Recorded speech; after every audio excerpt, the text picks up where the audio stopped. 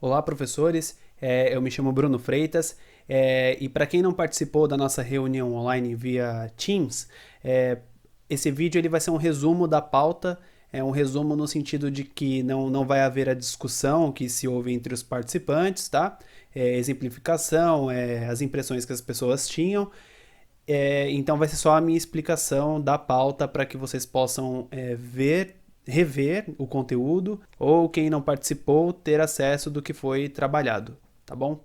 Então vamos lá. Pessoal, um recado rápido e muito importante. Se nem todo o conteúdo do vídeo te interessa, na descrição do vídeo tem um índice que você pode pular direto para a parte que você quer ver, tá bom? Ou então você está revendo o vídeo e você quer pular só para aquele ponto que você mais necessita, tá? Na descrição também tem links de materiais complementares da nossa reunião.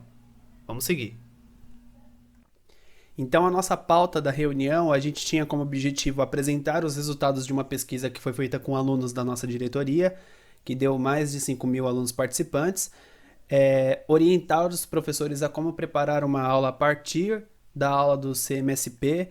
Então, o conteúdo foi trabalhado na aula do CMSP, como que ele pode explorar, aprofundar ainda mais aquilo com seus alunos nos conteúdos dados à distância nas diferentes plataformas. Fazer uma sondagem, identificar novos assuntos para que a gente trabalhe nas próximas reuniões online e promover um ambiente de interação, que aqui no vídeo a gente vai ficar contando só com os comentários. Vocês podem também trazer assuntos que vocês gostariam de ver nas próximas reuniões online, comentando aqui embaixo do vídeo para que eu veja também e junte com tudo que foi colocado durante a reunião hoje cedo. Então, aqui só para que todos vocês entendam essa pesquisa, foi uma pesquisa feita com mais de 5.000 alunos participantes, entre Fundamental 2 e Ensino Médio. Nela, a grande maioria eram alunos de ensino médio que participaram, como a gente já espera, né? Uma vez que eles são mais velhos, mais dependentes, é mais comum que a gente entenda que eles usam mais recursos tecnológicos do que os demais alunos. Nela foi perguntado a questão do ano série, então vocês vejam que tá bem dividido dentro do segmento, né, do ensino médio. A divisão é bem igual entre as séries, e no ensino fundamental também se mostra bem próximo. Em relação às ferramentas, quais ferramentas a unidade escolar utilizou, então eles apontaram aqui o WhatsApp como o de maior uso, seguido pelo Facebook e então o Google Classroom. Tá? Perguntamos também se eles tiveram a participação ou a ajuda de alguém que more com eles, né? E não, a grande maioria não, até porque a grande maioria era do ensino médio, então a gente entende que logo, se eles são mais velhos, né? Eles são mais independentes no uso da tecnologia. E aqui, só para que vocês vejam algumas respostas interessantes deles, perguntamos quais eram, o que eles acharam mais interessante nesse período de atividades suspensas. E as principais respostas é que eles acharam bastante interessante por poderem se concentrar mais, ter mais tempo para dar as respostas, ter mais tempo para responder as atividades. Eles perceberam preocupação dos professores, do Estado, para que eles recebam esses conteúdos. Eles têm saudades das aulas presenciais, né? Ali é interessante quando o aluno coloca que o que ele mais achou interessante foi o jeito que ele sente saudades das aulas presenciais. E um dos que nos leva mais a refletir ali é o último, que o aluno disse que não precisa sair de casa para estudar e nem passar pelas enchentes. E o anterior ali é bastante interessante também, que ele vê a capacidade nele de fazer algo sozinho. Depois a gente perguntou então o que menos agradou, né? Então o que ele mais achou chato nesse período. E aí eles dizem que falta explicação do professor, que falta comunicação com os colegas e professores presencialmente, a falta de cada um dos professores tirando a dúvida deles, né? A falta de convivência em sala de aula, ficar em casa nem sempre é tão bom quanto estar na escola ouvindo o professor. Então a gente sabe que, de repente, algum desses alunos já tinham essa noção e já transpareciam isso em sala de aula, mas quem sabe no meio de todos esses alunos não há aqueles que de repente em sala de aula não valorizasse tanto e tivesse um comportamento não tão adequado e no retorno a gente percebe uma diferença, uma mudança. Não estou dizendo que isso vai acontecer em 100% dos casos, mas quem sabe em pelo menos alguns deles a gente já não veja alguma mudança de comportamento. Já seria um ganho e tanto. Aqui então, para a gente se sensibilizar, foi perguntado para o pessoal da reunião, e aí você pode então, professor, se identificar com uma dessas imagens, como que você está se sentindo nessa quarentena. Então, a gente usou o Mentimeter para fazer a votação, mas aqui você pode refletir sozinho, você está enlouquecendo mais do que nas aulas presencialmente, você está tentando manter a sanidade mental diante de todos esses desafios. Eu acho que isso não é único, exclusivo de um ou outro professor, ou então você está se sentindo um professor tuber, que tem virado bastante meme, a questão de todo mundo se sentir desafiado, ter que criar uma videoaula de uma hora para outra, né? E aí, então, a gente conversou como que você, professor, a partir daquelas aulas do CMSP, como que você dá prosseguimento àquilo? Você esquece e aí você faz o seu plano de aula a parte do que foi trabalhado? Ou então você aproveita o que foi trabalhado nessas aulas, como talvez o melhor caminho, e dali você explora e aprofunda com seus alunos aquele mesmo conteúdo, até para que não fique coisas diferentes, o aluno assiste algo e você trabalha algo diferente com ele. Isso eu estou dizendo especificamente de tecnologia, tá bom? E aí a ideia, a sugestão, qual era? Mostrar para os professores um caminho, um roteiro de desde a aula do CMSP até ele inserir as atividades em uma plataforma para os seus alunos. Que caminho percorrer? Um roteiro de como ele fazer isso. Tá? Como eu disse, é uma sugestão, não é algo fechado. Você pode fazer isso de uma maneira totalmente diferente do que a gente vai apresentar, ou você pode estar sem um norte e olhando esse roteiro, você pode pegar alguns passos dele que sirva para a sua prática, e daí tá tudo bem também, você atribui alguns desses passos para a sua prática e os demais você adapta ou utiliza algo que você já estava fazendo, tá tudo bem. Aqui a gente só está tentando oferecer, mostrar possibilidades e você então determina o que é melhor para a sua realidade, para a sua prática. A aula exemplo que a gente pegou para a gente analisar foi a aula que fala sobre a cultura maker nos tempos de pandemia. Foi uma aula apresentada para o 6º ano pela professora Débora Garófalo no canal do CMSP, do Centro de Mídias do Estado de São Paulo, que está lá no YouTube para quem quiser assistir. E aí, a partir dessa aula, a gente foi dividindo-a em tópicos. Então, conforme o conteúdo ia sendo trabalhado, quais eram os tópicos daquela aula, tá? Foi feita uma divisão de 6 tópicos. Mas você, professor, você pode ser mais detalhista, você pode ter visto mais situações dentro daquela aula e a sua lista ser um pouquinho maior, ou você pode ser mais resumido e dividir a aula em blocos, em tópicos menos tópicos, que significam blocos maiores. No nosso caso aqui, a gente tem 6, tá? Até para não ficar muito pouco e também para não ficar muito extenso. Bom, com esses tópicos em mãos, né? Como que a gente vai dar o próximo passo aí? É ir até o currículo, as diretrizes do currículo de tecnologia e relacionar esses tópicos trabalhados nas aulas com as habilidades dos eixos de tecnologia. E, consequentemente, com os objetos de conhecimento dentro destes eixos. Então, vejam aqui, ó. Vamos começar pelos 2 primeiros tópicos, que você já reparou como a tecnologia está presente no nosso dia a dia? Isso foi uma pergunta feita na própria aula, tá? E aí o segundo tópico é entender como a tecnologia ela pode ser usada de maneira plugada e desplugada, levando em conta essa reflexão do uso da tecnologia presente no nosso dia a dia. O que a gente tem então no currículo de tecnologia? Nós temos no eixo de pensamento computacional a habilidade que diz resolver problemas utilizando ou não tecnologias digitais, plugada e desplugada. Que é exatamente um dos objetivos do segundo tópico ali, levar o aluno a entender esse uso de maneira plugada e desplugada e então ele perceber na prática como isso é feito. Em linguagem de programação e programação, nós temos identificar a presença da programação em operações do cotidiano e reconhecer que a aprendizagem de programação faz parte do seu contexto de vida e do processo de resolução de problemas. Então, no final de tudo isso, ele vai produzir algo que pode ou não dar certo, que aí então se relaciona bastante com a questão do pensamento computacional, de abstrair o problema, de reconhecer padrões.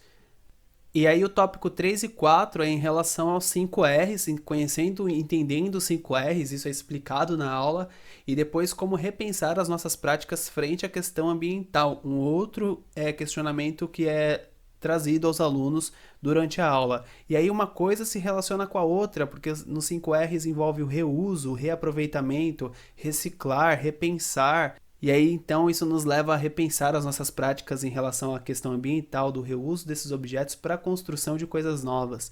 Em letramento digital, a gente tem solucionar problemas como criador e não apenas como consumidor de informações, manifestando habilidades de curadoria e refletindo sobre a vida contemporânea, engajando-se e refletindo com protagonismo cívico sobre a sociedade e seus problemas. E aí, vamos juntar com a próxima ali, que é da Cultura e Cidadania Digital, que diz utilizar as TDIC de forma colaborativa para produzir conteúdos ou propor soluções para problemas, questões que afetam indivíduos ou coletividades, e engajar-se de maneira colaborativa para resolver problemas locais e ou globais, envolvendo participação, inteligência coletiva e autoria colaborativa. Então, por que não levar os seus alunos a entender os problemas ambientais, como a tecnologia nos faz repensarmos o uso de determinados materiais, montam algo, têm uma ideia, e essa ideia é trabalhada em um ambiente colaborativo para que eles entendam,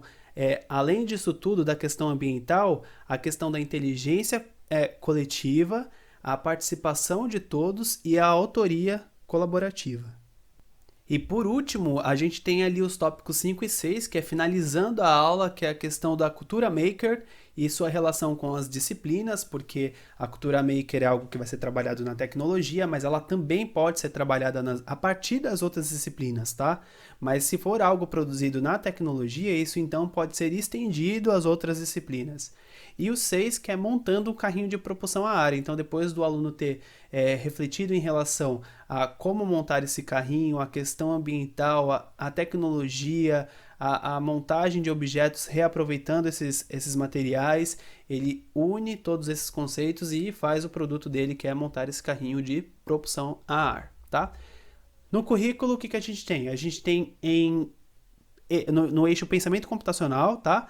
Tem o objeto de conhecimento Maker, que é identificar as potencialidades, as principais ferramentas e os recursos utilizados no espaço Maker, e construir objetos usando materiais não estruturados e algum material eletromecânico. E no objeto de conhecimento pensamento científico, e aí eu quero que vocês tenham atenção, porque o eixo chama-se pensamento computacional e nele há um objeto de conhecimento de mesmo nome, ok? Porém, dentro do eixo pensamento computacional, existem outros objetos de conhecimento, como no exemplo ali, o Maker. Mas o pensamento computacional também é um objeto de conhecimento de mesmo nome que o eixo.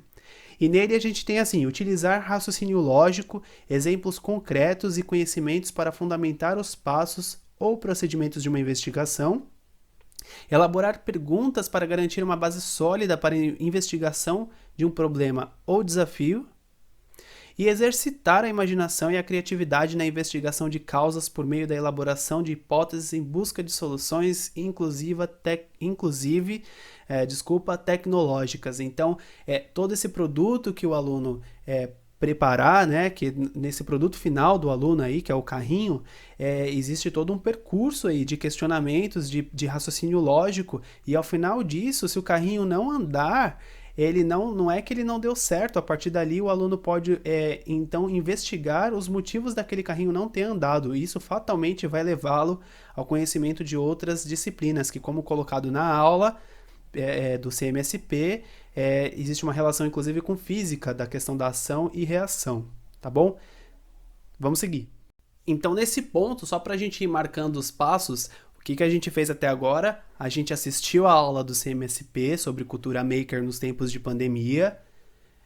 Com base na aula, a gente pontuou em tópicos o que foi trabalhado dentro dessa aula, os assuntos, e aí cada um vai ter uma visão, alguns podem colocar mais ou menos tópicos, descrito de maneiras diferentes, inclusive. E com esses tópicos a gente foi para o currículo e foi relacioná-los às habilidades dos 3 eixos.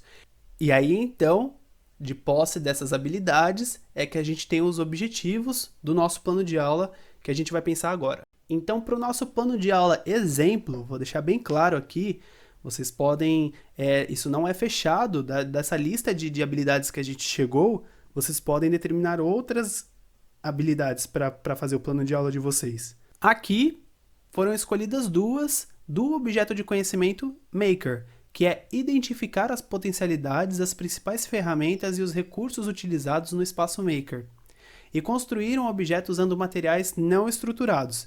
Meio que no nosso plano de aula ele vai até aí, mas a habilidade ela se completa, então tem lá, e algum material eletromecânico. Bom, para a gente pensar no nosso plano de aula, a gente não pode deixar de pensar nessas etapas, né? Tema, conteúdo, conhecimentos prévios, objetivos, etapas de desenvolvimento, metodologia, recursos e avaliação. Então, o que foi pensado aqui para esse plano de aula? O tema tecnologia em tempos de pandemia, dá para trabalhar de diversas formas esse tema. Para o nosso plano de aula, qual ficou sendo o conteúdo dentro deste tema? A utilização de materiais não estruturados para a montagem de objetos.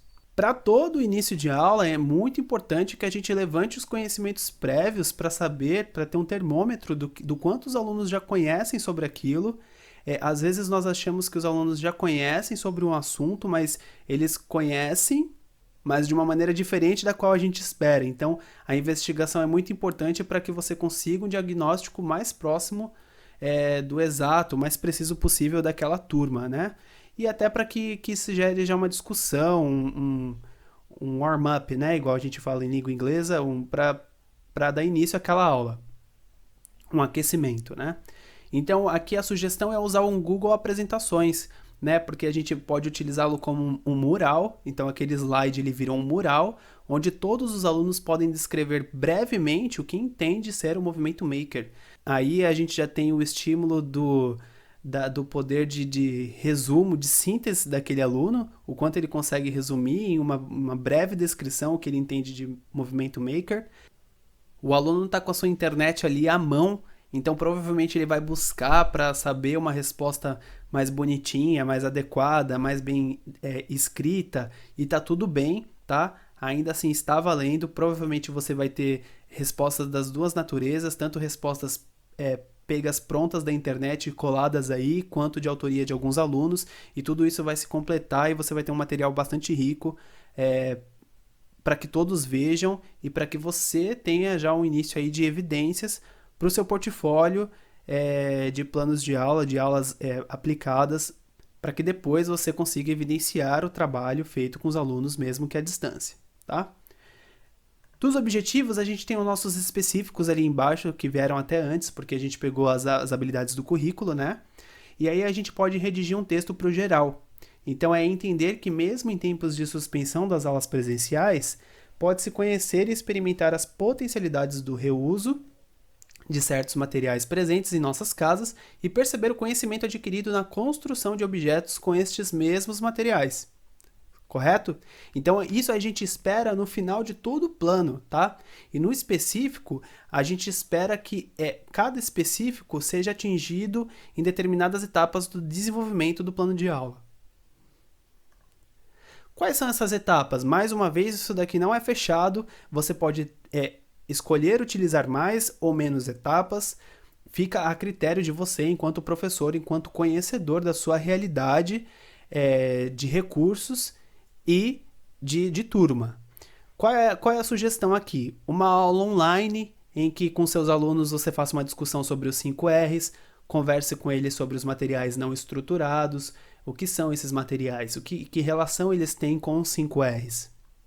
A gente volta para o Google Apresentações, só que dessa vez, em vez de pedir que eles descrevam brevemente o que eles entendem disso, a gente vai pedir que eles peguem uma figura de um material não estruturado. Ali eu peço desculpas para vocês que ficou material não estruturante, né? Mas o nome correto é material não estruturado, e colhe nesse mural.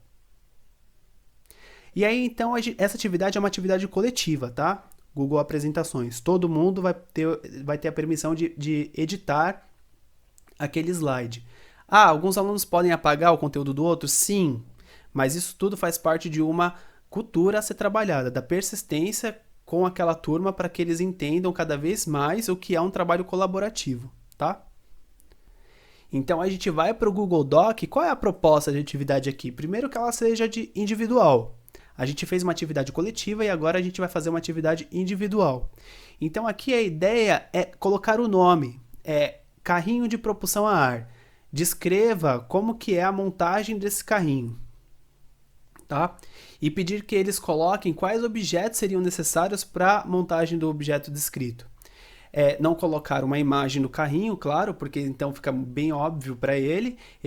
Você coloca o nome, carrinho de propulsão a ar. Daquele Google Apresentações, ele enxerga ali nos objetos o que pode ser utilizado para a montagem desse carrinho, ou então ele vai procurar na internet e ele vai te trazer essa informação.